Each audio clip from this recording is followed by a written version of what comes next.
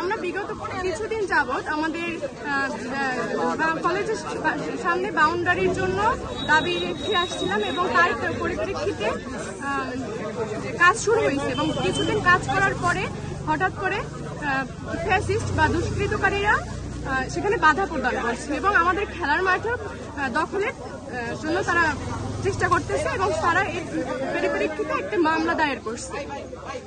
আমরা এর তীব্র প্রতিবাদ জানাই এবং সেজন্যই আজকে আমরা মানববন্ধন করেছি। আমরা আমাদের শিক্ষার্থীদের, সাধারণ শিক্ষার্থীদের নিরাপত্তার জন্য বাউন্ডারি বা দেয়াল নির্মাণ কাজ চলমান রাখতে চাই।